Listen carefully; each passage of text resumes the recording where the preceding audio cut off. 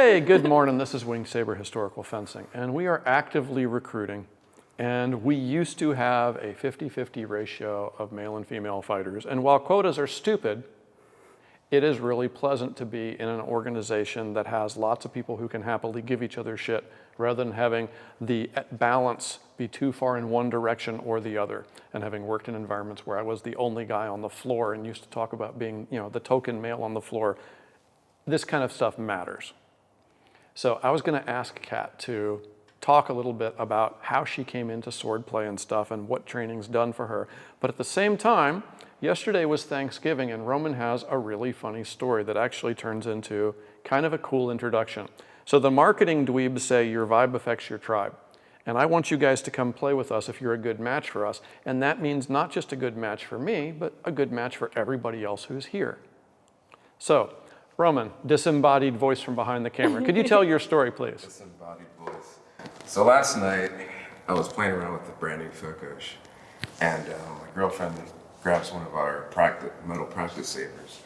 She tries to swing it around, and she's like, "This is really heavy."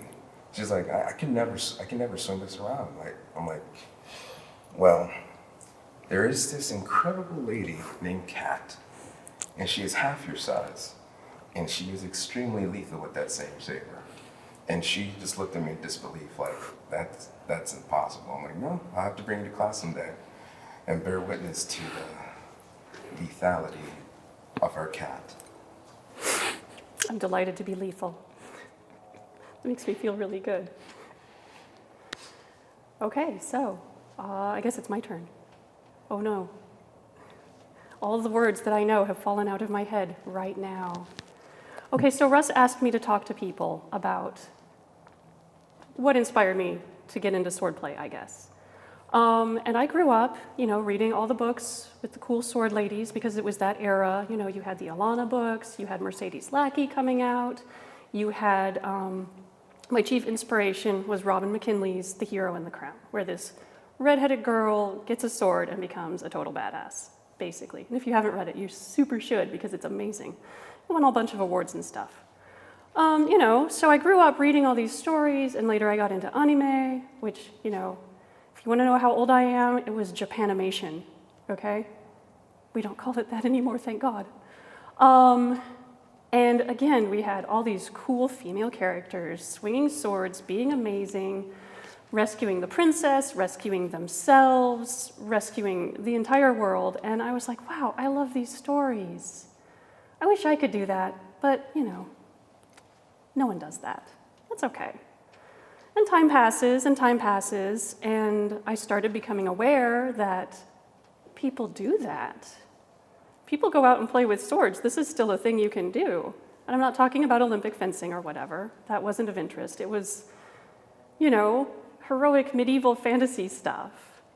And again, I thought, I can't do that. I started researching, and in the area, there weren't that many groups at the time. And what I found was super scary and intimidating. I was like, these guys, they seem so large and so knowledgeable, and I am small, and I don't know anything, and this is terrifying. So I didn't pursue it.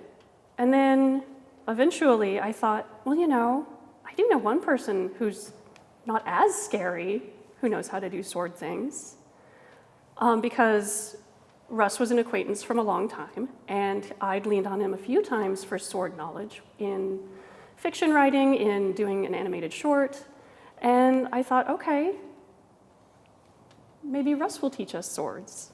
Us, whoever this hypothetical us is, me. And that's how that happened. Russ graciously agreed to form a sword club, basically, and it all went from there, and it's been really fun. And what has sorting done for you? That's creepy. I need a knife. Well, I have learned that other people are not actually that terrifying, mostly, sometimes. I have learned that I can do things that I didn't know I could do with my body, like swing a sword. Like, the first sword class was hilariously awful. I was like, what do you mean, swing the sword from upper right to lower left? No one can do that. It was so confusing. There may have been tears.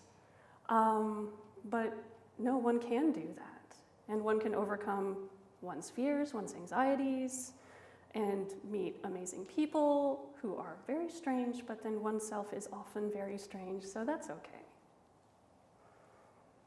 So what would you say if there's somebody out there who is thinking about getting into swordplay and also doing the, hey, this is scary and I don't know if I can do it, and going through those kinds of deep psychological moments that we've all gone through, or that so many of us have gone through, that maybe some of us need to go through? I think it's important to challenge yourself. I am a bigger person now because I went out and did something that I found inherently terrifying, and something that I found not just difficult, but impossible. Like literally impossible when I started out. And now I can hold my own, more or less. And I even if I'm never going to be the best fencer, which I'm not, that's okay. I still have a lot of fun. And I've made some really good friends, and I think it's such a joy to my life. Okay, so if you've been thinking about getting out of the house and maybe learning to swing a sword around, and that's something that interests you, please do. Come find us. We'd love to have you, and maybe it's the thing you need. Anyway, go do the thing. We've got more videos and content coming, so if you liked what you saw and it was useful for you, please stab the like button, /subscribe, and punch the little bell icon so that you're notified immediately when new content comes available. Thanks, and go do the thing.